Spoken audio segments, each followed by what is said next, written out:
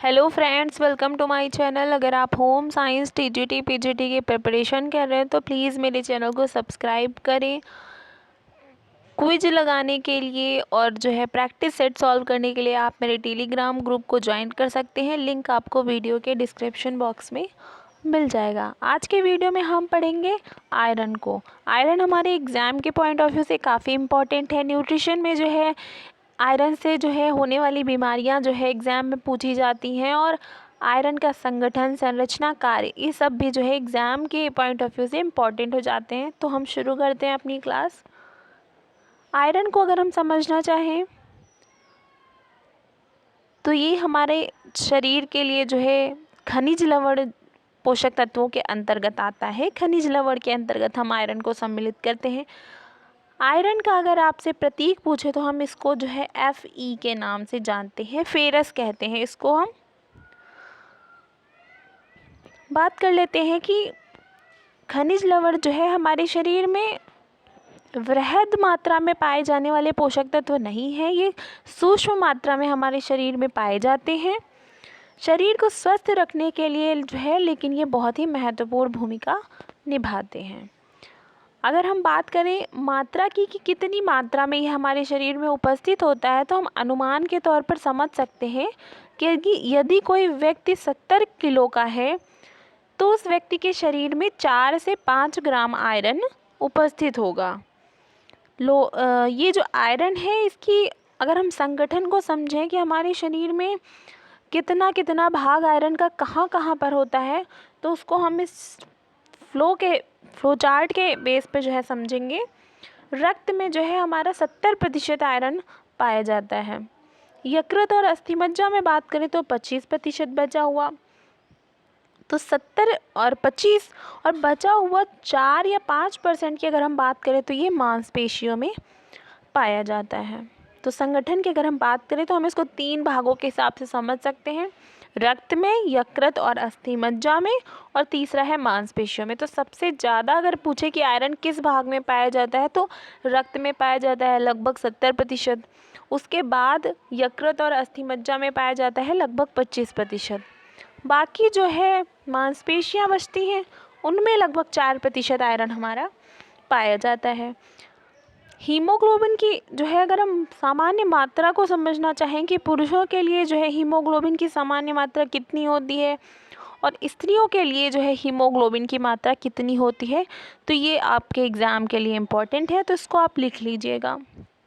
पुरुषों में पूछे अगर कि हीमोग्लोबिन की मात्रा कितनी होनी चाहिए, तो 13.5 से 17.5 मिलीग्राम पर 100 ml ऑफ ब्लड जो है होनी चाहिए।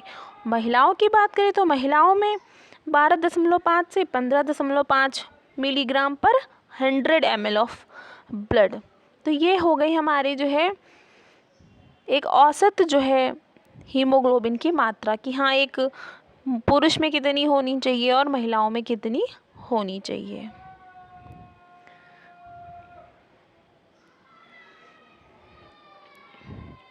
कार्य की बात होती है कि आयरन का कार्य क्या होता है हमारे शरीर में, क्यों ये हमारे शरीर के लिए आवश्यक होता है, तो ये हीमोग्लोबिन के निर्माण में सहायक होता है। और जो रक्त है हमारा, रक्त में मुख्य रूप से हीमोग्लोबिन ही उपस्थित होता है।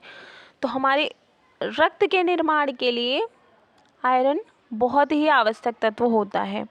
दूसरा पॉइंट है कि ऑक्सीजन और कार्बन डाइऑक्साइड का वाहक होता है।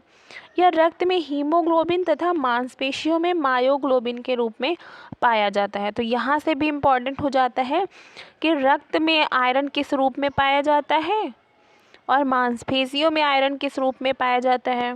तो रक्त की बात करें तो रक्त में आयरन जो है हीमोग्लोबिन के रूप में उपस्थित होता है, और मांसपेशियों की अगर बात करें तो मायोग्लोबिन के रूप में मांसपेशियों में आयरन उपस्थित होता है।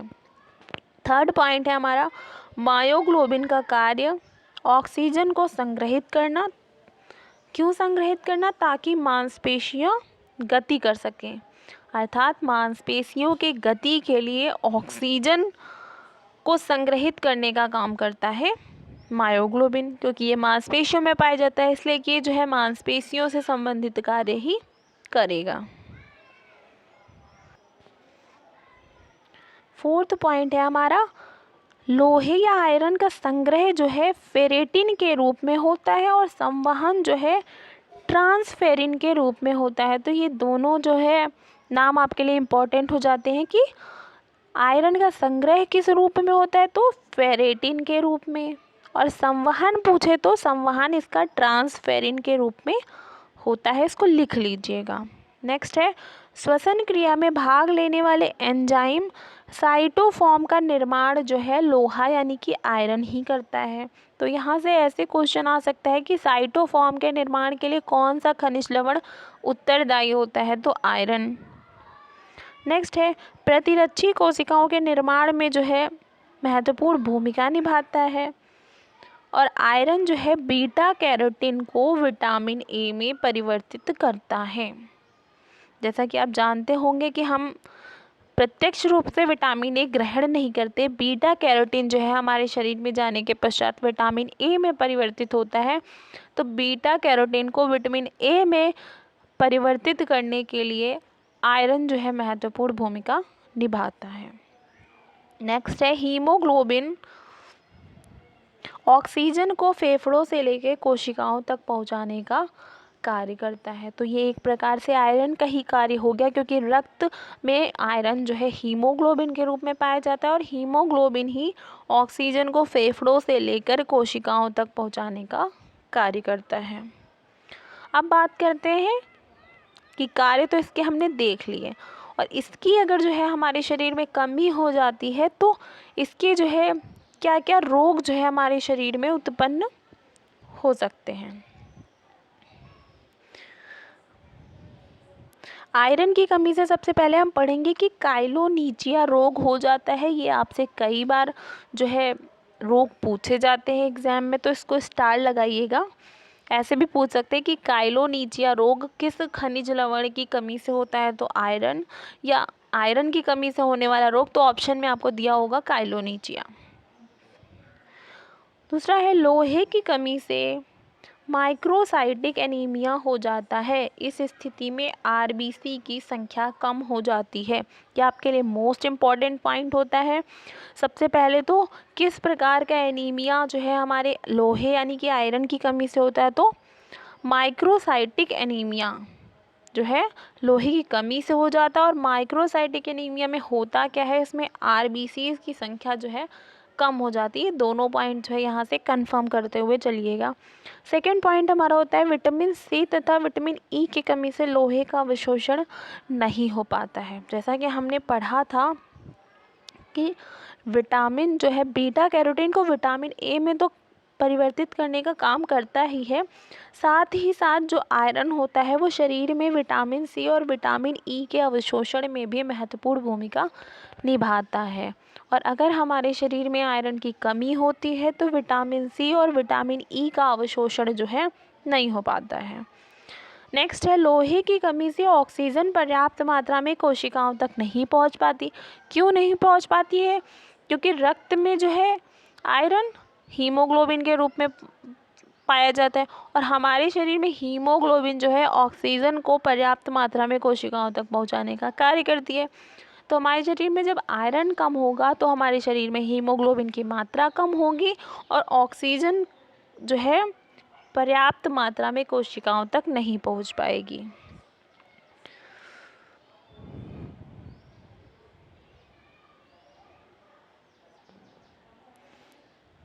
अवशोषण में सहायक तत्वों की बात करें तो कैल्शियम, फास्फोरस, चाय, इमली, tannin, oxalic acid, phytic acid आदि में जो है सहायक होता है।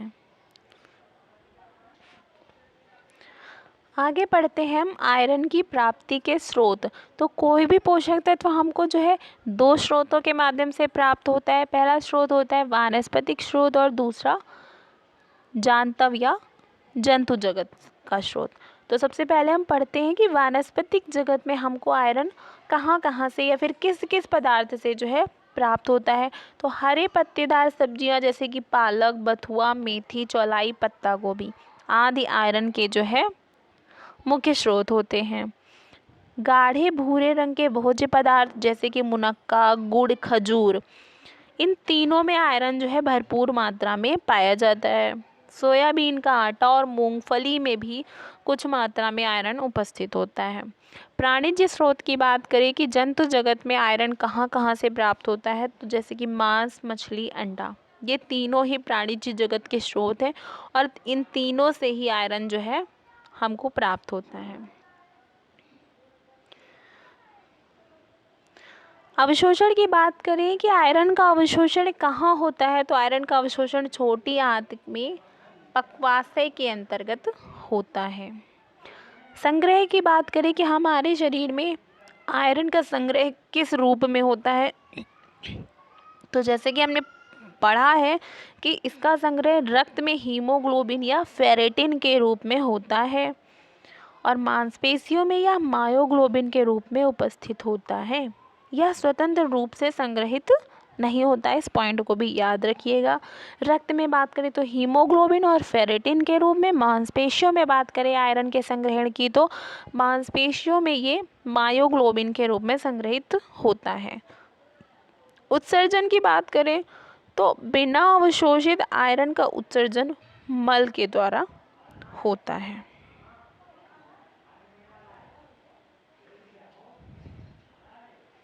ये है इम्पोर्टेंट पॉइंट।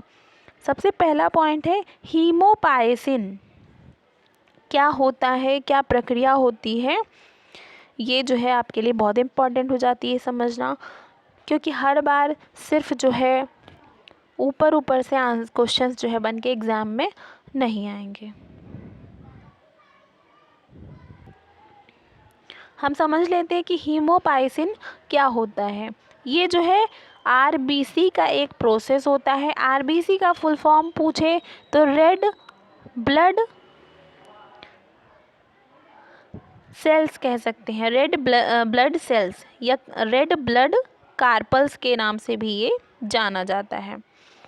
इसका कार्यकाल पूछे कि आरबीसी का कार्यकाल कितना होता है, तो आरबीसी का कार्यकाल 120 दिन का होता है और आरबीसी अपना कार्यकाल यानी कि 120 दिन पूर्ण करने के बाद जो है विघटित हो जाती है और विघटित ये दो रूपों में होती है।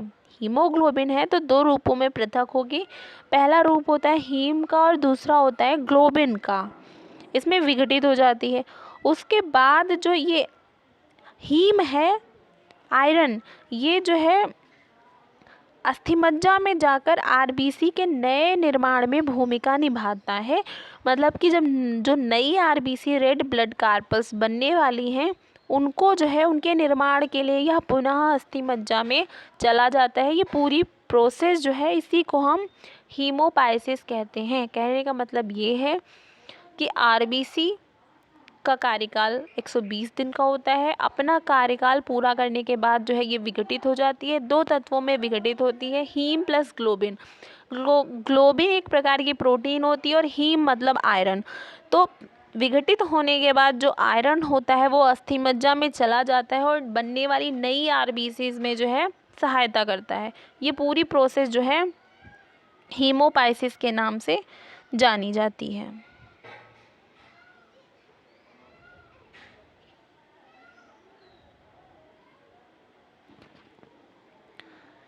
एंथ्रोपाइसिस सेकेंड पॉइंट है हमारा। इस प्रक्रिया में एंथ्रोपाइटिक कोशिकाओं से परिपक्व आरबीसी को विकसित करती है। ये भी इम्पोर्टेंट है आपके लिए। थर्ड है मासिक चक्र के समय जो है 15 से 30 मिलीग्राम आयरन जो है शरीर से बाहर निकल जाता है महिलाओं के।